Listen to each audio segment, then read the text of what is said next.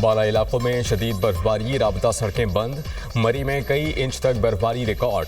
گلیات کی بالائی چوٹیوں پر 1.5 فٹ برف پڑ چکی، بیشتر سڑکیں بند۔ بجلی کی بندش سے لوگوں کو مشکلات۔ مری میں مزید برفباری کی پیش گوئی۔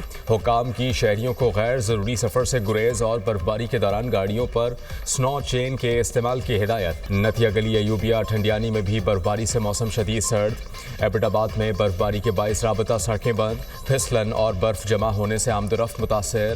پاک فوج کے شہریوں کے لیے امدادی سرگرمیاں۔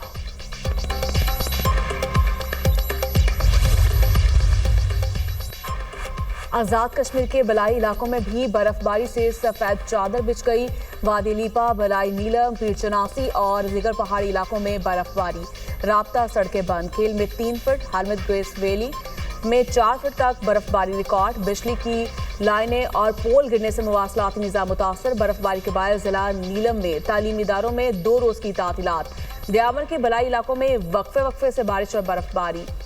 بابوسر ٹاپ پر ہر طرف سفیدی چھا گئی۔ شانگلہ میں 20 سال بعد برف باری۔ ضلعی ہیڈ کوارٹر الپوری میں 3 انچ تک برف پڑ چکی۔ سڑکوں کی بندش کے باعث لوگوں کو مشکلات کا سامنا۔ بلوچستان میں بھی آسمان سے روئی کے گالوں کی برسات۔ کلا عبداللہ میں 1 فٹ، چمن میں 10 انچ، زیارت میں 9 انچ اور پشین میں 6 انچ تک برف باری ریکارڈ۔ موسم کی انگڑائی۔ سندھ، پنجاب اور خیبر پختونخوا میں بارش، سردی کی شدت بڑھ گئی۔ لاہور کے مختلف علاقوں میں ژالہ باری، بارش سے موسم ٹھنڈا ہو گیا۔ راولپنڈی، اسلام آباد، فیصل آباد، سرگودھا، وہاڑی، پیر محل میں بھی بادل برسے۔ چشتیاں، بہاول نگر، شورکوٹ، خانپور، منچن آباد میں بادلوں کی اننگز۔ ہری پور میں موسلادھار بارش۔ کراچی میں موسم سرما کی پہلی بارش سے کڑاکے کی سردی۔ ملک کے مختلف علاقوں میں بارش کا سلسلہ 24 گھنٹے جاری رہنے کی پیش گوئی۔ پارلیمنٹ کا مشترکہ اجلاس آج ہوگا۔ صدر مملکت کی جانب سے واپس بھیجے جانے والے 24 بل اور 5 نئے بل مشترکہ اجلاس میں پیش کیے جانے کا امکان۔ صحافیوں کے تحفظ، گھریلو تشدد کی روک تھام کا بل بھی پیش کیا جائے گا۔ وزیر اعظم شہباز شریف نے امریکی صدر کے غزہ بورڈ آف پیس کے چارٹر پر دستخط کر دیے۔ وزیر اعظم شہباز شریف اور امریکی صدر کے درمیان خوشگوار گفتگو۔ ٹرمپ کا دستخط کرنے پر وزیر اعظم شہباز شریف سے اظہار تشکر۔ سعودی عرب، ترکی، قطر، کوسووو، پیراگوئے نے بھی غزہ بورڈ پیس کے چارٹر پر دستخط کیے۔ دستخط کرنے والے دیگر ممالک میں UAE، Hungary, Indonesia, Mongolia, Uzbekistan, Kazakhstan, Azerbaijan, Bahrain, اردن، ارجنٹائن، مراکش، بلغاریہ اور آرمینیا شامل۔ امریکی صدر ڈونلڈ ٹرمپ نے غزہ امن بورڈ کے مسودے پر دستخط کرنے والے رہنماؤں سے فرداً مصافحہ کیا۔ غزہ بورڈ آف پیس میں شمولیت پر تمام ممالک کا مشکور ہوں۔ حماس غیر مسلح نہیں ہوگی تو اس کا خاتمہ کیا جائے گا۔ امریکی صدر ڈونلڈ ٹرمپ کا واضح پیغام۔ ٹرمپ کے دماغ جیرڈ کوشنر نے غزہ کے لیے 4 مرحلوں پر مشتمل ماسٹر پلان پیش کیا۔ نئے رفح میں 1 لاکھ سے زائد مستقل رہائشی یونٹس بنانے کا منصوبہ۔ 180 سے زائد ثقافتی اور مذہبی مراکز قائم کیے جائیں گے۔ 200 سے زائد تعلیمی ادارے اور 75 سے زائد طبی مراکز بنانے کی تجویز۔ رفح کے لیے نیا ترقیاتی منصوبہ تیار ہے۔ غزہ اور مصر کے درمیان رفح بارڈر کراسنگ آئندہ ہفتے کھل جائے گی۔ نیا غزہ 2 سے 3 سال میں تعمیر ہو سکتا ہے۔ نیا غزہ امید، صنعت اور ترقی کا مرکز بن سکتا ہے۔ 2035 تک غزہ کا GDP $10 ارب سے زائد ہونے کا تخمینہ۔ منصوبے کے تحت 5 لاکھ نئی ملازمتیں پیدا ہونے کی توقع ہے۔ ترکی غزہ میں امن کے لیے انٹرنیشنل اسٹیبلائزیشن فورس میں شمولیت پر رضامند۔ وزیر خارجہ حاکان فیدان نے کہا کہ غزہ امن معاہدے پر عمل درآمد کے لیے ہر ممکن کردار ادا کریں گے۔ برطانوی وزیر اعظم سر کیئر سٹارمر کا روسی صدر کے غزہ بورڈ آف پیس میں شامل ہونے پر اعتراض۔ کہا کہ پیوٹن کی غزہ امن بورڈ میں موجودگی تشویشناک ہے۔ یوکرین جنگ کے تناظر میں پیوٹن کا کردار متنازع رہا۔ پیوٹن کو امن سے متعلق کسی بھی عالمی فورم یا بورڈ میں شامل کرنا کئی سوالات کو جنم دیتا ہے۔ روسی صدر کی فلسطینی صدر محمود عباس سے ملاقات۔ غزہ امن بورڈ میں شمولیت پر $1 ارب فراہم کرنے کی پیشکش۔ پیوٹن نے کہا یہ رقم سب سے پہلے فلسطینی عوام کی حمایت کے لیے مختص کی جائے گی۔ ٹرمپ نے کینیڈا کو دی گئی بورڈ آف پیس میں شمولیت کی دعوت واپس لے لی۔ وزیر اعظم شہباز شریف اور فیلڈ مارشل سیداسم منیر سے chairman Peoples party Bilawal Bhutto کی ملاقات۔ ملک کی بین الاقوامی صورتحال پر تبادلہ خیال۔ پاکستان کی معاشی صورتحال میں بہتری کے حوالے سے مختلف امور پر بھی گفتگو۔ बिलावल भुट्टो से सदर world bank Ajay Paul Singh बंगा की मुलाकात। पाकिस्तान में रिहाइश और सफाई नक्कासी आपके मंसूबों से मुतालिक गुफ्तगू। बिलावल भुट्टो ने सिंतास मुआहदे से मुतालिक आलमी जोग्राफियाई हालात के तनाजुर में पाकिस्तान के मौक़िफ़ को भी पेश किया। मुलाकातें आलमी इक़्तिसादी फोरम के इजलास के मौके पर हुई।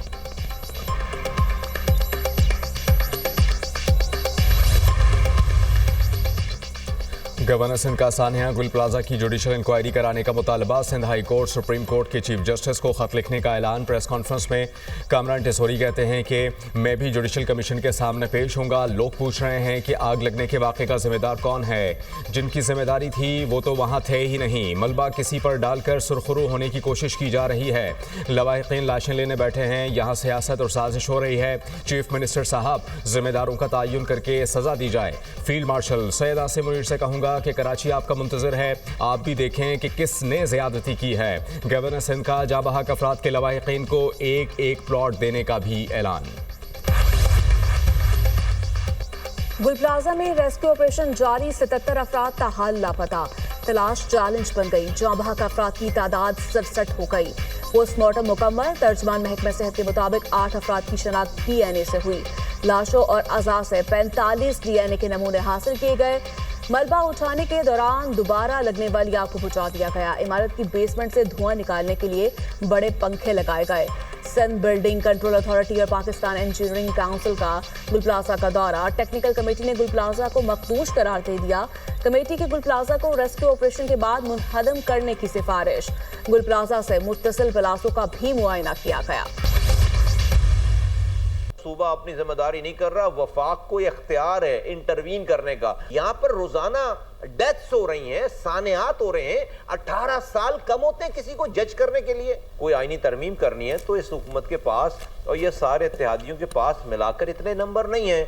अब यहाँ भी पीपल्स पार्टी की जरूरत पड़ गई। अब इस चक्कर में उनको अब खुली छुट्टी है इस वाली बात की कि भाई वो चूंकि उनके पास एक बार्गेनिंग पावर है, वो कोई कानून साज़ी नहीं होने देंगे।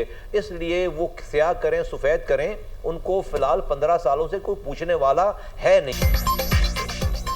सिंध हुकूमत की तहकीकाती कमेटी मुस्तरद MQM का वज़ीर आज़म से सानिया गुल प्लाजा पर कौमी कमीशन बनाने का मुतालबा। प्रोग्राम ऑन द फ्रंट में गुफ्तगू करते हुए वफाकी वज़ीर मुस्तफ़ा कमाल ने कहा, ये 18 साल की तबाही और बर्बादी का तसलसल है। सूबा अगर शहरियों के जानो माल की हिफाजत ना करे तो वफाक को मुदाखलत की इजाज़त है। हुकूमत के पास कानून साजी के लिए नंबर्स पूरे नहीं। पाकिस्तान पीपल्स पार्टी की ज़रूरत पड़ती है। पीपल्स पार्टी को कोई पूछने वाला नहीं।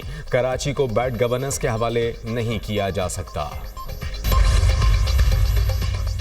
घी सीधी उंगली से नहीं निकल रहा, तरमीम आ रही है। ख्वाजा इजहारुल हसन की पेशगोई। मुत्तहिदा रहनुमा ने प्रोग्राम दुनिया महर बुखारी के साथ में गुफ्तगू करते हुए कहा, 27वीं तरमीम ने मजीद तरामीम का रास्ता खोल दिया। कम अज कम 3 तरामीम आएंगी, सब ठीक हो जाएगा। पीपल्स पार्टी ने सिंध को बर्बाद कर दिया। जियाल कादर मंदखिल बोले, MQM हर हुकूमत में शराकतदार रही। ख्वाजा आसिफ असम्बली में 18वीं तरमीम पर वार कर रहे हैं। वो सिंध हुकूमत के जख्मों पर मरहम रखने की बजाय नमक छिड़क रहे हैं। 2012 में मुस्तफ़ा कमाल के लोगों ने बल्दिया फैक्ट्री के मालिकान से 15 करोड़ मांगे थे। रकम ना देने पर फैक्ट्री को ताले लगाकर मजदूरों को जिंदा जला दिया था। हमाद सदीकी आज भी रुपोश हैं।